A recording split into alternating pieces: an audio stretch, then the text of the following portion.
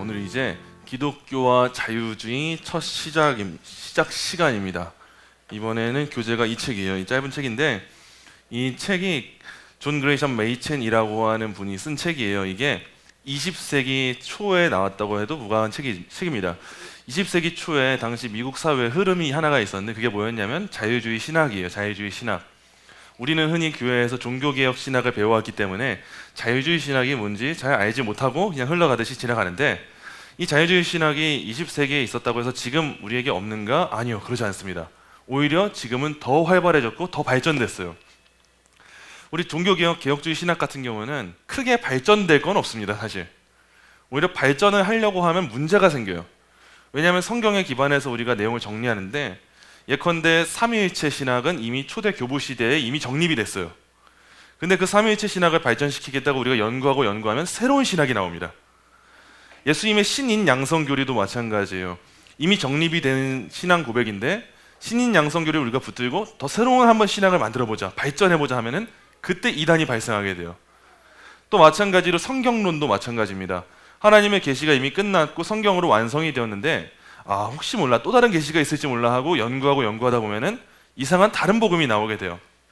근데 반면에 이 신학을 하나님이 허락하신 방법 안에서 하지 않고 우리 인간의 생각에 보기에 조금 더 좋은 방향을 찾아서 하다 보면요, 그 신학은 늘 발전할 수밖에 없어요.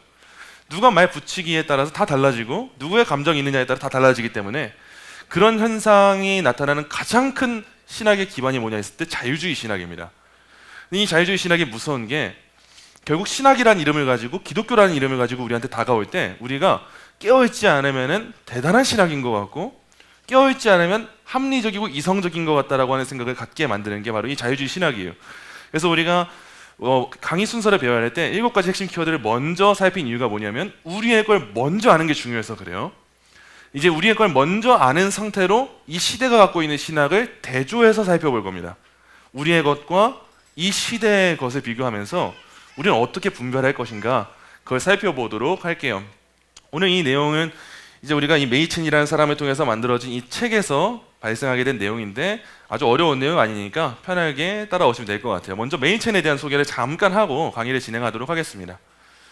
존 그레이엄 메이첸이라고 하는 사람이 이분이에요. 이분 여기 생긴 것처럼 딱딱하게 생기셨잖아요. 이분이 이후에 웨스트민스터 신학교에 설립하는 초대 학장이 됩니다. 이분이 살아온 배경을 잠깐 추적해 볼 때 이분은 있는 집 자제였어요. 부유한 집안 자제였고 부모님도 배울 대로 배운 분이었어요. 그래서 부모님이 배울 대로 배운 분이었기 때문에 자녀의 이 학구열에 있어서도 보통 집안은 아니었던 것 같아요.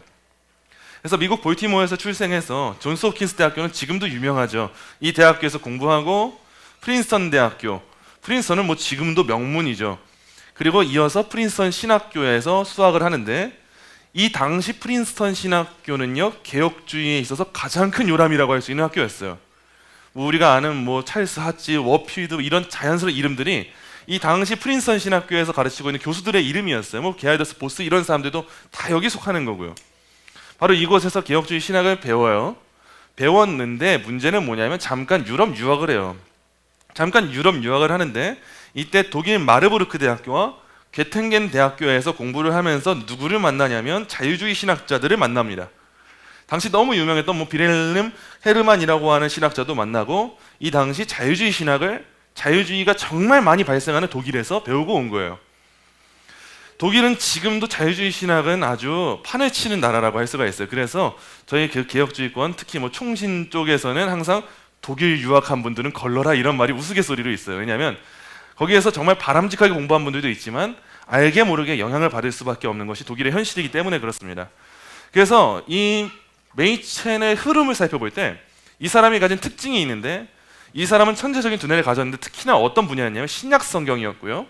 그래서 원래는 신약학 교수 쪽으로 활동을 많이 해요. 그리고 고전어, 신약 성경과 이어지는 헬라어 분야에 너무 능통해서 이 메이첸이 쓴 신약 헬라어와 관련된 교재는요, 전 세계 베스트셀러라고 할 수 있을 정도로 대단한 분이라고 할 수가 있어요. 바로 이분이 우리가 오늘 배우게 될 책의 저자예요. 그런데 이분이 이 책을 쓸 때 어떤 말을 하게 되냐 했을 때 이런 말을 남겼어요. 1923년에 이 책을 집필하면서 이렇게 선언을 하는 거예요. 자유주의 신학자들은 전통적인 용어를 사용하기는 하지만 현대 자유주의 신학은 기독교와 다른 종교일 뿐만 아니라 전혀 다른 부류의 종교에 속한다는 점을 보여줄 것이다. 이 말이 뭐 단순한 문장 같지만 사실 굉장히 세게 때리는 문장입니다.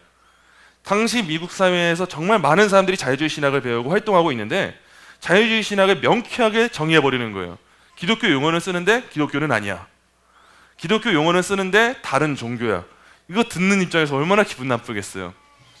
우리식으로 말하자면 흔히 우리나라의 뭐 자유주의 신학이라고 하면 뭐 서울신대나 뭐 연대 쪽에서 많이 발생이 되고 있는데 그런 학교 출신들을 향해서 너네는 기독교인이 아니야.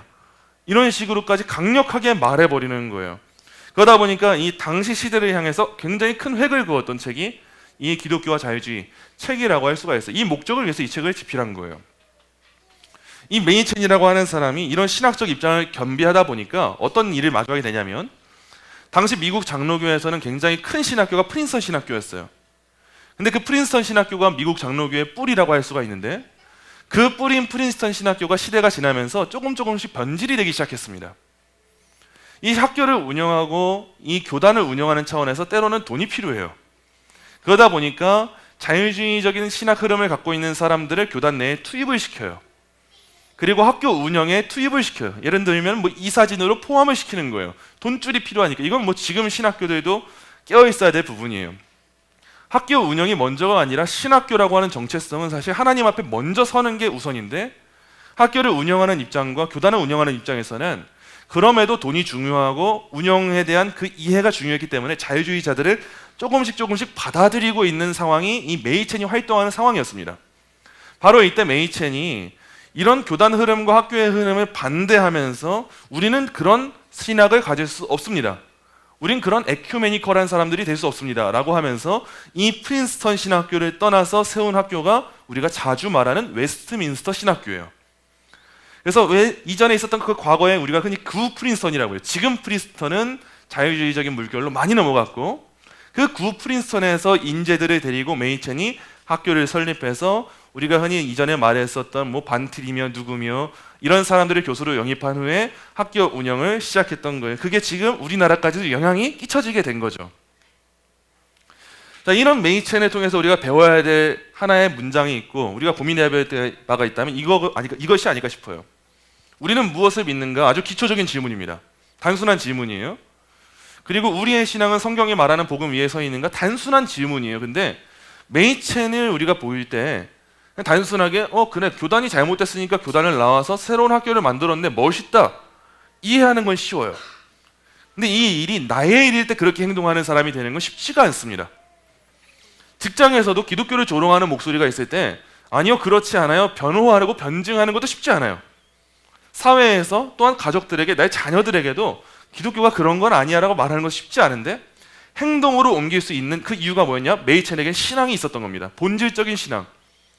그가 믿는 바가 확실하기 때문에 그는 시대를 향해서 대적하고 대항하면서 기독교는 그런 것이 아닙니다. 기독교와 자유주의 책을 쓴 거고 그에게 이런 믿음이 있었기 때문에 성경이 말하는 복음이 우선되었기 때문에 그 잘 나가는 프린스턴 신학교 지금도 잘 나가요.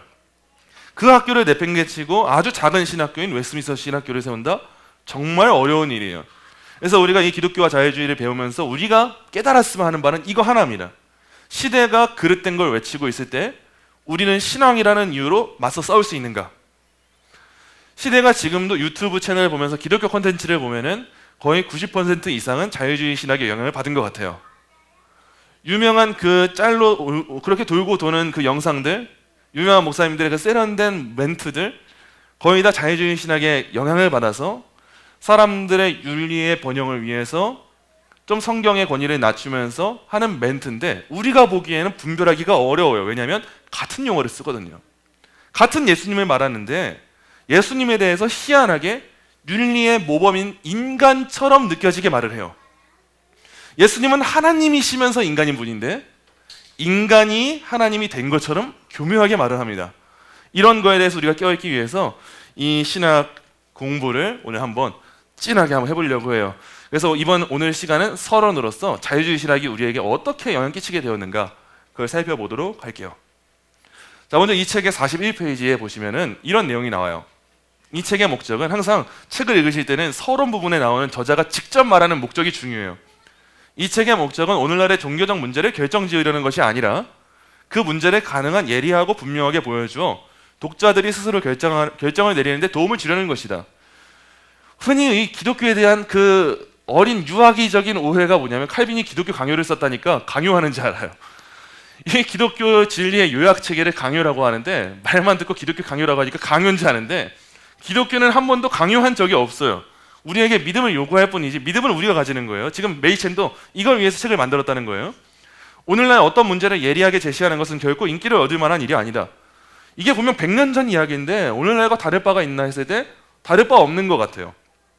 종교적 문제에서 용어들을 명확하게 규정하는 것, 종교적 견해들의 논리적 함의를 선명하게 드러내는 것을 많은 사람들은 불경건한 일이라고 여긴다. 이걸 지금 오늘날 시대에 가져와서 지금 시대에 한번 이해해 보세요. 우리 교회야 지금 뭐 교리 공부를 하고 소요리 문답을 하고 신학 공부를 하면서 칭의는 이런 거예요, 신학은 이런 거예요 공부하고 있지만 우리 교회 문턱 나가서 다른 교회 성도들 만나면 어느 수 느끼시지 않으세요? 우리가 신학적인 내용 잠깐 말하고 삼위일체가 어떻고 예수님 신성이 어떻고 성화가 어떻고 이야기하는데 사람들 눈을 보면 딱 알지 않으세요? 관심이 없어요. 그리고 그래도 이게 좋은 신앙일까 우리는 고민하려고 하는데 그런 고민해보자고 하는 멘트를 날리잖아요. 진짜 싫어합니다. 얼굴 표정이 아주 싹 굳어버려. 꼭 그렇게까지 알면서 신앙생활 해야 돼? 그냥 좋은 게 좋은 거지 해오던 대로 하면 되잖아. 근데 이게 100년 전에도 있었던 일이고요. 오늘날 똑같이 여겨지는 일이에요. 문제를 예리하게 제시한다? 결코 인기를 얻을 만한 일이 아니에요. 근데 우리가 추구해야 될 건 이 일이니까 메이첸도 위험을 무릅쓰고 한다는 거예요. 우리가 배워야 될 신앙인의 모습이 이런 모습 아니겠어요? 인기 얻는 게 뭐가 중요해요? 사람들이 알아주는 게 뭐가 중요해요? 하나님이 알아주는 게 중요하죠. 바로 그 관점으로 이 책을 저술했다라고 하면서 이제 핵심적인 본론의 이야기를 해요. 42페이지를 보시면은 기독교라는 이름으로 알려졌던 위대한 구속의 종교가 우리의 종교를 말하는 거예요. 지금은 전혀 다른 형태의 종교적 신념과 싸우고 있대요. 표현이 명확해요. 우리는 분명 위대한 구속의 종교인데 싸우고 있는데 누구랑 싸우냐? 종교랑 싸우는 게 아니라 종교적 신념과 싸우고 있대요. 가짜 종교와 싸우고 있다는 말을 하는 거예요. 이 종교적 신념은 전통적인 기독교 용어를 사용하기 때문에 기독교 신앙에 더 파괴적이래요. 여러분 이게 다른 복음의 특징이에요. 다른 복음은 대놓고 우리는 달라요라고 오는 게 아니라 우리도 복음이에요라고 하고 오는 거예요. 자유주의 신학도 마찬가지입니다. 신학이라고 하는 이름으로 와요. 기독교라고 하는 이름으로 와요. 똑같이 예수님 믿는다고 말하는데 믿는 예수님이 다른 거예요.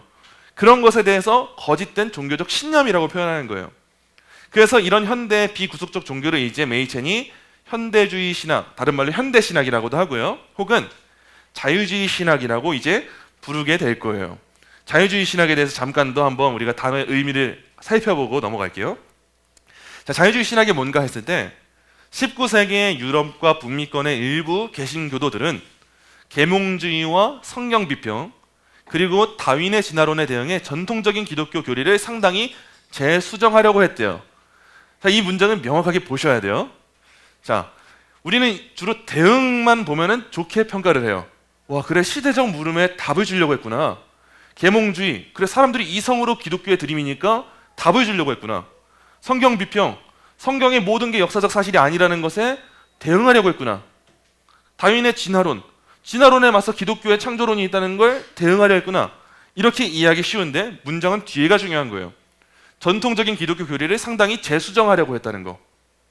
시대의 물음에 답하는 건 중요해요. 대응하는 건 중요해요. 근데 기독교의 전통적 교리를 상당히 재수정할 때 항상 문제가 생겨요, 여러분. 해 아래 새 것은 없습니다. 성경은 이미 주어졌어요. 진리는 이미 주어졌는데 그렇다면 우리가 시대에 어떻게 답할까는 고민해 볼 필요가 있겠죠. 근데 답을 하는 내용 면에 있어서는 재수정하면 안 되는 건데 이 재수정이 이루어진 거예요. 이를 계기로 나타난 자유주의적 패러다임은 5가지를 포함한대요. 이런 거예요. 첫째, 하나님의 내재성에 대한 강조. 이게 뭐냐면은 우리가 하나님의 신성에 대해 말할 때 흔히 2가지를 말합니다. 하나는 초월성이고요. 다른 하나는 내재성이에요. 이 2가지는 언제나 균형을 이루어야 돼요. 하나님은 우리와 다르게 초월하신 절대 주권을 가진 분이에요. 이게 명확한 사실이죠. 근데 하나님은 동시에 우리와 언약을 맺으시고 우리의 하나님이 되어주시는 내재하는 분이세요. 섭리하시는 분이세요. 이 2가지가 균형을 갖추고 있어야 되는데 자유주의 신학은 무엇에 초점을 맞추냐? 내재성이에요. 그래서 흔히 자유주의 신학책을 보면은 삼위일체 교리에 대한 말이 많이 나와요. 그래서 우리가 대놓고 그냥 딱 볼 때는 삼위일체 교리에 대해 말 많이 하네? 좋아 보인다. 이런 생각을 하기가 좋은데 왜 삼위일체에 대한 말을 많이 하냐? 하나님의 다양성과 통일성을 말하면서 이 사회도 다양하게 혼재해야 된다를 말하기 위해서 이걸 가지고 오는 거예요. 사회복음을 위해서, 민중의 신학을 위해서. 그래서 자유주의 신학은 삼위일체를 이 면만을 위해서 바라봅니다. 둘째, 인간의 본성과 기술 문명에 대한 좀 더 낙관적인 전제를 가져요. 여러분, 우리는 인간에 대해서는 언제나 깔려 있어야 되는 게 뭐냐? 비관이에요. 인간은 전적으로 타락했어요. 근데 비교적 자유주의 신학은 인간의 본성을 좀 더 좋게 봐주고요. 그리고 기술 문명이 발전하고 시대가 발전하는 것도 좋게 바라보는 면모가 있어요. 하지만 우리는 이미 깔려 있어야 돼요. 일반 원천 가운데 좋게 보는 것도 있지만 사람들이 모인 곳은 항상 무엇을 만드냐? 바벨탑을 만들어요. 이게 죄의 모습이에요. 이게 우리와 다른 점이에요. 셋째, 기독교 초자연주의에 대한 더 강한 회의주의. 기독교는요, 여러분, 자연스러운 것도 있지만 초자연적인 것도 있습니다. 우리가 신비주의가 되면 문제지만 기독교는 신비예요. 이거는 어쩔 수 없는 거예요. 삼위일체 절대 이해 못해요. 신인양성 이해 못해요. 나 같은 죄인에게 어떻게 믿음이 생기지? 절대 이해 못해요. 하나님의 기도응답 절대 이해 못해요. 근데 이 사실에 우리가 너무 지나치게 매몰되는 게 문제지만 이 사실 자체가 잘못된 건 아니에요. 하지만 자유주의 신학자들은 머리로 이해될 수 있는 것만을 이해하려고 하고 믿으려고 해요. 그러다 보니까 초자연주의에 대해서는 회의주의적인 입장을 가지게 됩니다. 이게 이 시대의 신학이에요. 넷째, 교리적 관심보다 하나님 나라를 지상에 건설하려는 실용적 목표를 강조하는 성향이 있어요. 그래서 교리적 관심보다 하나님 나라를 지상에 연결하려고 한다, 건설하려고 한다, 말을 들어보면 좋아 보여요. 흔히 이런 거예요. 교리가 뭐가 중요해? 삶이 먼저지. 말만 듣고 보면 그렇게 잘못된 건 아닌 것 같아요. 근데 이 취지 가운데 무엇이 있냐? 진리에 대해 따르는 거, 따지는 거, 이게 아니라 우리가 잘 먹고 잘 살고 교회가 잘 되면 되는 거 아니야? 이런 식의 관점이 팽배해지게 되는 거예요. 그러다 보니까 하나님 사랑, 이웃 사랑이 있으면은 하나님 사랑이 우선이 아니라 때로는 이웃 사랑이 우선이 됩니다. 이웃들에게 좋아 보이는 기독교가 되는 게 우선이 될 때가 생겨요. 이게 바로 자유주의 신학에서 생기는 오류예요. 다섯째, 그러다 보니까 기독교의 메시지를 현대 문화에 맞추려고 하는 강한 의지를 가져요. 그래야 사람들이 보기에 나이스해 보이는 종교가 되고 사람들이 보기에 매력적인 종교가 되니까 이런 면을 가지는 거죠. 근데 기독교는 단순히 사람들 보기에 그렇게 매력적인 종교가 되는 거, 이게 우선은 아니에요. 영적인 눈을 뜬 사람들에게는 정말 매력적이죠. 근데 영적인 눈을 뜨지 못하는 사람들에게는 돌 던져 마땅한 종교가 될 수도 있는 것이 기독교인데, 자유주의 신학의 이 입장을 가진 사람들에게는 관점이 이렇게 다르다는 거예요. 그래서 이러한 새로운 신학적 의제들은 강력한 논쟁을 야기했어요. 이게 굉장히 팽배했던 문제예요. 19세기, 20세기에. 그래서 기독교의 독특성이 사라지리라는 경고를 불러일으켰다. 결국 리차드 니버라고 하는 신학자가 자유주의 신학을 가리켜서 이렇게 흥미로운 말을 해요. 진노 없는 한 하나님이 죄 없는 인간을 십자가 없는 그리스도를 통하여 심판 없는 한 왕국으로 인도한다. 이거 이해해보면 정말 어이없는 문장이에요. 진노 없는 한 하나님, 아주 나이스한 하나님이 죄 없는 인간, 죄 없는 나이스한 인간을 십자가 없는 그리스도, 그렇게 고통 없고 질병 없고 진노 없는 그리스도를 통하여서 심판 없는 그 마지막 아름다운 왕국, 이것으로 인도하는 기독교. 여기 보면은 모든 용어는 다 나옵니다. 하나님 나와요, 인간 나와요, 죄 나와요, 십자가 나와요, 그리스도 나와요, 심판 나와요, 왕국 나와요. 같은 용어인데 우리가 믿는 종교와는 너무 다르죠. 우리가 믿고 따르는 신앙에 따를 때 기독교는 어떤 종교입니까? 하나님은 진노 있으세요. 그리고 인간은 어떻습니까? 죄가 있어요. 그리스도는 십자가를 짊어지셨어요. 그리고 심판이 있는 것이 우리가 마지막에 마주하는 왕국이잖아요. 이런 모든 것에서 때로는 부정적일 수 있는 요소, 우리가 느끼기에 그런 것들을 다 제거하고 너무 보기 좋은 기독교를 만들어버리는 거예요. 이게 바로 자유주의 신학이 만들어낸 열매라는 거죠. 이어지는 메이첸의 내용을 보도록 할게요. 42페이지 보니까 메이첸이 현대 자유주의 종교가 다양한 변종들을 가지고 있지만 그 뿌리가 뭐냐? 자연주의예요. 자연주의. 자연주의를 쉽게 말하면 인간 노력으로 무언가를 만드는 거라 생각하시면 돼요.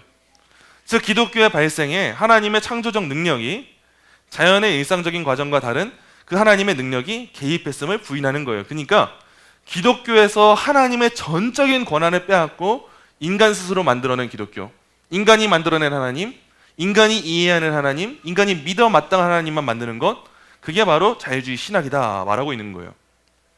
그래서 오늘날 이 자연주의적 자유주의 신학은 우연히 일어난 것이 아니라 최근 삶의 조건이 크게 변화되면서 일어난 현상이래요. 시대가 같이 가요. 신학은 항상. 시대가 이성을 강조하면 이성적인 신학이 발달하고, 시대가 감정을 강조하면 감정적인 신학이 나오는데 마찬가지예요. 현대의 발견들, 그리고 이 발견들 위에 세워진 새로운 산업은 여러 면에서 새로운 세상이다. 이 시대의 과학적 발전과 문명의 발전 때문에 신학이 등장하게 됐다는 거예요. 새로운 신학이. 자, 그러나 이렇게 물질적으로 생활 조건이 변화한 거, 우리의 이 시대가 발전한 거, 이거는 뭐에서 생겨난 거냐?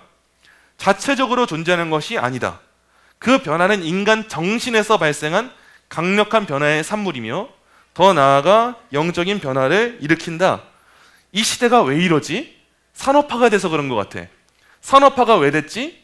인간 마음의 뜻이 있는 것 같아. 인간 마음이 왜 그러지? 하면 이해가 되는 부분이 있어요. 아, 하나님의 자리에 오르고 싶구나. 이런 식의 관점이 생기는 거예요. 의학이 발달한 건 좋은 거예요. 근데 왜 의학이 발달했지? 아, 사람들이 오래 살고 싶구나. 왜 오래 살고 싶었지? 생명을 뛰어넘고 싶었구나. 왜 그랬지? 아, 그래. 이 세상 만물에 있는 신보다 자기가 더 높은 자리에 오르고 싶었구나. 이런 식으로 시대가 발전한 것에는 우리 인간 마음에 고유한 문제가 있고, 그것이 자유주의 신학을 만드는 그 가장 큰 원인이었다는 걸 말하는 거예요. 그래서 이런 시대에는 특징이 있어요. 과거로부터의 모든 유산이 철저한 비판의 대상이 될 수밖에 없습니다. 인간의 힘으로 모든 걸 일으켜 세울 수 있고, 과거의 것은 부정하는 시대가 된다면 모든 건 다 잘못된 거예요. 실제로 이 시험에서 인류의 어떤 신념들은 산산조각이 났다. 과거에 의존하는 모든 제도는 호의적인 눈이 아니라 적대적인 눈으로 보아야 되는 것처럼 간주되기까지 한다. 100년 전 이야기가 오늘날이랑 똑같아요. 남자와 여자의 관계 100년 전과 똑같아요. 오늘날에도 같은 문제 때문에 발생해요. 기독교 교리, 신앙, 하나님의 권위, 성경의 권위, 신앙의 우선성 다 같은 거 아니에요? 다 비판의 대상이에요. 동성애 당연히 기독교가 비판하면 안 될 영역이 되어가는 거. 똑같이 100년 전이나 지금이나 사람 사는 세상은 언제나 같아요. 만약에 이런 태도, 시대의 태도가 정당하다면 기독교보다 더 강력한 적대감에 직면할 제도는 없을 거래요. 왜냐하면 기독교만큼 지나간 시대의 권위에 기초한 제도가 없기 때문이다. 그렇지 않습니까? 기독교만큼 과거의 메인 종교는 없습니다, 여러분.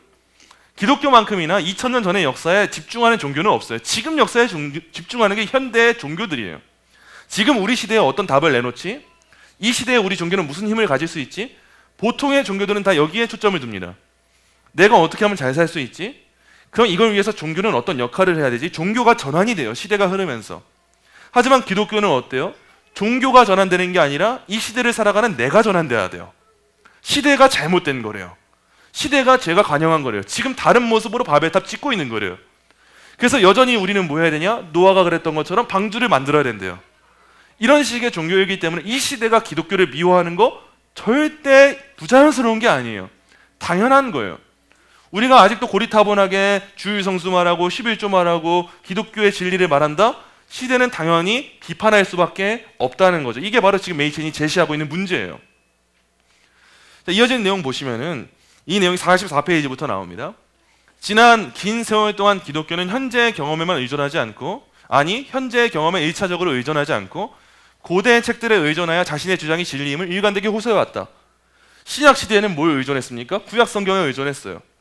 또 신약 시대 지나니까 이 신구약 성경에 의존하면서 살아왔어요. 그리고 나서 이제 어거스틴을 비롯한 초대 교부의 책들, 이후에 와서 뭐 칼빈과 같은 이 종교 개혁자의 책들, 이런 과거의 성경의 메인 것들에 호소하면서 기독교의 진리를 주장했어요, 우리가. 근데 이런 호소가 비판받고 있는 건요, 여러분 놀랄 일이 아니에요. 왜냐? 그 책의 저자들이 자기 시대의 한계 속에 있는 사람들이었다는 데에는 의심의 여지가 없으며, 시대는 이렇게 보고 싶어요. 그리고 그 시대에만 속한 얘기 아니야? 동성애 문제도 마찬가지예요. 소돔과 고모라가 멸망한 거는 그 시대에만 있었던 일 아니야? 동성애 때문에 멸망한 거라고 보기는 어렵잖아. 그 시대에만 있었던 거고, 예수님도 그 시대에만 그렇게 했던 건데 왜 그 시대의 걸 지금 나한테 강요해? 이런 관점을 가지는 거예요. 따라서 물질 세계에 대한 그들의 관점을 현대의 기준으로 판단하면 가장 조야하고 초보적인 것일 수밖에 없기 때문이다. 쭉 볼게요. 자, 그렇다면 그런 사람들의 의견이 오늘날 사람들을 위한 규범이 될 수 있느냐 하는 질문이 생길 수 있다. 그럼 성경 믿을만 할까? 그때에만 있었던 거 아니야?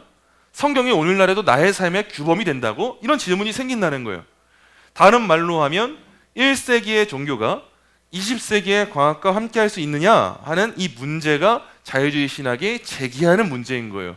이게 과연 오늘날 우리들과 없다고, 관련 없는 문제라고 할 수 있을까요? 아니요, 절대 그렇지 않아요.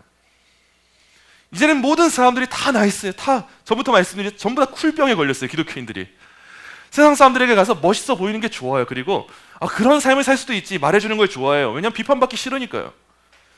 우리가 뭐 사회에서 미움받을 용기 이런 책은 많이 팔리는데 진짜 미움받을 용기는 사실 기독교인들에게 있어야 되는 것 같아요. 예수님처럼 미움받는 분이 없는데 우리는 제자라고 말하면서 미움받을까 봐 두려워서 세상 사람들한테 가면은 기독교가 아닌 다른 종교를 말해줘요. 근데 이게 교회 안에서, 교회 밖을 나갈 때만 있는 문제가 아니라 교회 안에서도 이런 문제가 생길 수 있어요. 설교자들의 설교에서도 이런 문제가 생길 수 있어요. 이런 것을 통해서 양육받게 될 때 교회가 이런 모습이 될 수도 있고, 교회가 이런 모습이 될 때 과연 세상의 빛과 소금은 누가 될 수 있을까요? 아주 대단히 큰 문제입니다. 자유주의 신학이 별거 아닌 것처럼 보이고 어차피 같은 신학이고 뭐 배운 사람이 있겠어요 하겠지만, 알게 모르게 성경의 권위를 부정하는 시대가 되고 알게 모르게 예수님의 권위를 부정하는 시대가 될 때 우리가 믿는 종교는 기독교가 아니지도 모른다는 거예요. 굉장히 무서운 일이죠. 46페이지 보시면은 현대 자유주의 신학이 해결하라는 것이 바로 이 문제다. 기독교의 특징적인 내용들에 대해 중요한 포인트예요. 그리스도라는 인물에 관한 기독교 교리에 대해, 예수님에 대해서, 그리고 그의 죽음과 부활을 통한 구속이라는 교리에 대해서 과학적 반박이 있을 수 있음을 수용하면서 세상에 대응해야 되기 때문에 수용해요. 그들의 입장을. 자유주의 신학자는 보편적 종교의 어떤 원리를 건지려 한다. 기독교 진리와 교리에 있어서 일부분은 내어줍니다. 과학을 수용해요. 예를 들면 이런 거예요. 2000년 전에 있었던 예수가 실제 하나님의 아들이었느냐, 이걸 역사적으로 접근하면서 현대 그 당시의 문헌을 파헤치면서 아니 그럴 수는 없는 것 같아. 하나님이 아들이 돼서, 하나님이 인간이 돼서 이 세상에 올 수 있다고? 아니 그럴 수 없어. 당시에 아마 많은 사람들이 예수를 따랐던 것은 매력 있는 사람이었기 때문일 거야. 근데 그 사람이 왜 매력이 있느냐? 기독교 교리들에 순종하는 모습들을 보여주는 롤모델이어서 그런 것 같아. 대단히 많은 신앙인들 중에서 가장 좋은 신앙을 가진 사람이어서 그랬던 것 같아. 그래서 사람들은 그 예수라고 하는 사람을 따르는구나, 믿는구나. 기독교는 그러면 하나님의 아들, 어떤 초월적인 존재를 믿는 종교가 아니라 윤리의 모범이 될 수 있는 일종의 인간주의 롤모델을 믿고 따르는 종교구나, 그렇게 수행하는 종교구나. 이러면 뭐가 됩니까? 불교와 다를 바가 없어져요. 해탈한 어떤 인간인 부처와 그를 따르는 사람들과 크게 다를 바가 없어지게 돼요. 그래서 이런 자유주의 신학을 가진 사람들의 특징은 하나님이신 예수님에 주목하지 않고 신인 양성의 균형을 이루지 않고 인간 예수 연구에 매몰하게 돼요. 그래서 그 인간 예수의 특징을 시대에 적용하면서 교회가 사회 가운데 윤리적인 면모를 보여야 되고, 이런 신학, 해방신학과 민중신학의 흐름을 낳게 된다는 거예요. 굉장히 무서운 거예요. 자, 그래서 49페이지 보니까 교회의 모든 설교가 여러 진영에서 이미 우세해진 자유주의 신학에 의해서 통제된다면 마침내 기독교는 지상에서 사라질 것이며 복음의 나팔은 더 이상 울리지 않게 될 것이다. 강한 문장이에요. 메이튼이 진단한 거예요. 교회 안에서 설교가 얼마나 중요해요. 성도들을 양성하는 수단인데, 근데 이 설교 가운데 자유주의 신학이 퍼져나가게 된다면 어떤 시대가 열릴까 하니까 기독교는 지상에서 사라질 거래요. 진짜 종교는 사라진다는 거예요. 복음의 나팔은 울리지 않을 거래요. 만약 그렇다면 우리가 지금 관심을 기울이고 있는 탐구는 교회가 처리해야 하는 가장 중요한 문제인, 당연히 분명하죠. 교회가 서고 넘어지는 문제인데 복음의 나팔이 울리냐 말느냐 이 문제인데 어떻게 안 중요하겠어요? 그래서 너무 중요한 문장은 이 문장입니다. 설교의 방법에 대한 모든 질문보다 비할 수 없이 큰 질문은 설교되어야 할 것이 무엇인가 하는 근본 질문이다. 이 문장이 저는 가슴에 가장 큰 울림을 주는 문장이었어요. 이 시대의 기독교를 보니까 대부분은 설교의 방법에만 매몰되고 있는 것 같아요. 설교의 방법을 연구하는 거 중요합니다. 이게 잘못됐다는 게 아니에요. 근데 설교의 방법보다 우선되고 점검되고 검증되어야 될 건 뭐냐면 설교되어야 하는 내용 그 자체예요. 제가 대단한 수사학의 능력을 가지고 제가 대단한 강연자처럼 말에 능력이 있고 언변이 뛰어나다 생각해 보세요. 근데 이 뛰어난 언변으로 여러분들에게 거짓 진리를 선포하고 있다 생각해 보세요. 그건 여러분들의 영혼에 어떤 유익도 줄 수가 없습니다. 그건 생명을 낳는 열매가 될 수 없어요. 그거는 말을 아무리 잘해도 아무것도 부러울 바 없는 배설물과 같은 것에 불과해요. 근데 제가 말을 어버버 할 수 있을지 몰라요. 말을 진짜 못할지 몰라요. 답답한데 진짜 뭐라고 말하는 거야 알아듣지도 못하겠고 혼자서 쭝얼쭝얼거리고 있네. 근데 단순하게 한 문장 설교했다 생각해 보세요. 예수 그리스도는 구세주입니다. 예수님을 믿어야 됩니다. 이 내용만 전달되었다 한다면 제가 아무리 언변이 뛰어나지 못한 사람이라 할지라도 여러분의 영혼에게 생명이 주어지는 일에는 지장이 안 생겨요. 그거는 구원받는 일에서는 지장이 하나도 생기지 않아요. 근데 100년 전 미국 교회가 그랬던 것처럼 지금의 한국 교회를 볼 때 지금 한국 교회는 설교되어야 할 것에 초점을 두고 있는가? 설교의 방법에 초점을 두고 있는가?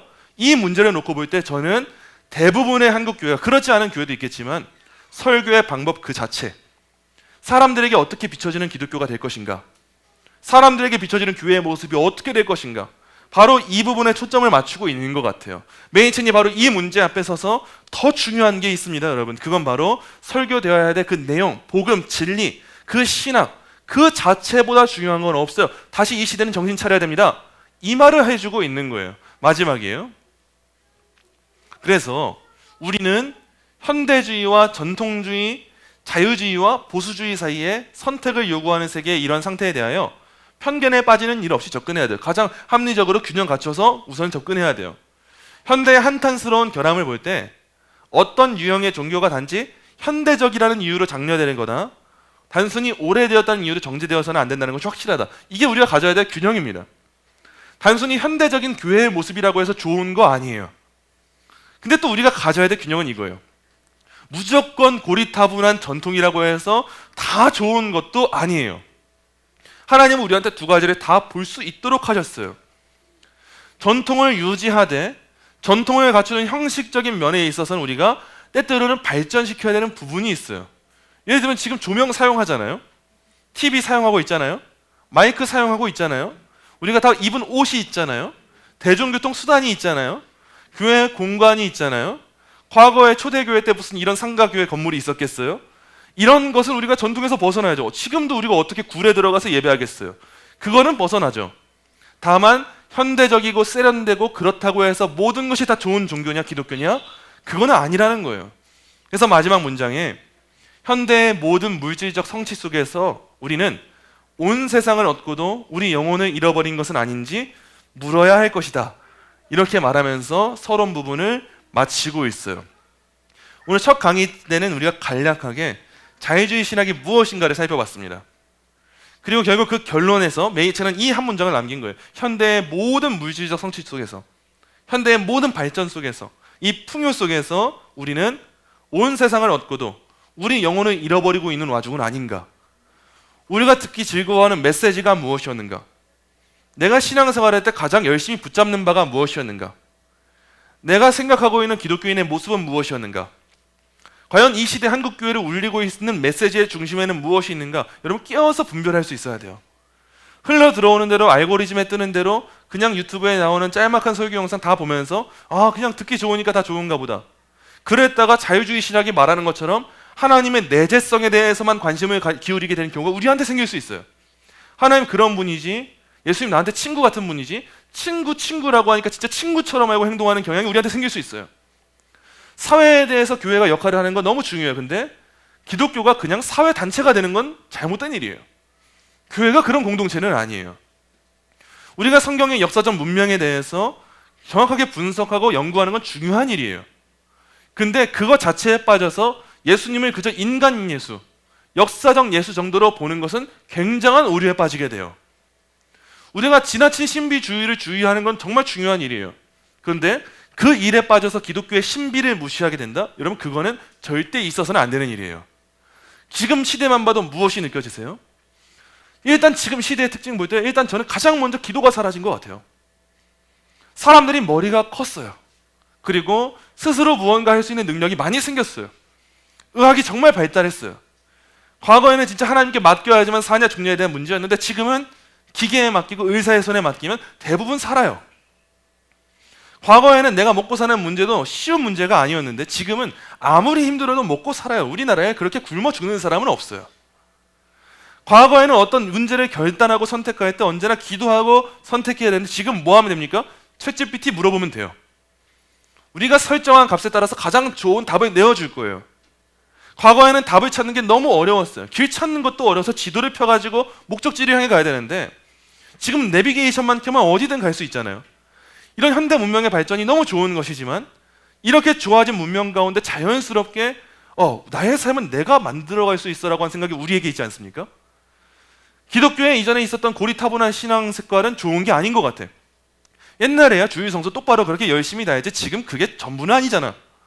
그냥 카페에서 그냥 설교 들을 수도 있는 거고 그런 거 아니겠어? 나의 신앙만 있으면 되는 거 아니겠어? 과거처럼 막 지나치게 기도원 가서 신비주의적으로 매몰되면서 기도하는 게 잘못된 거잖아. 머리로 아는 건 좋아요. 근데 내가 그렇게 기도에 목숨 걸고 멸두했던 적은 없어요. 과연 이런 시대 가운데 우리가 진짜 되찾아야 될 것이 무엇인가? 우리가 이 강의를 통해서 깨닫고자 하는 거예요. 그래서 꼭 기억하세요. 우리가 온 세상을 얻고도 우리의 영혼을 잃어버리고 있는 때가 지금 시대 아닌가? 내가 좋은 집, 좋은 차, 좋은 옷, 좋은 물건, 좋은 삶, 좋은 시간 다 누리고 있으면서 이 은혜를 모르고 하나님 앞에 내가 진짜 무릎 꿇어야 될 시간, 말씀 묵상해야 될 시간, 내가 나의 유익을 위해 누리는 시간은 많지만 그거는 잃어왔고 그저 나는 지금 세련된 신앙생활하고 있어. 그런 신앙에 빠진 건 아니었는가? 이걸 점검해보는 시간이 되기 원합니다.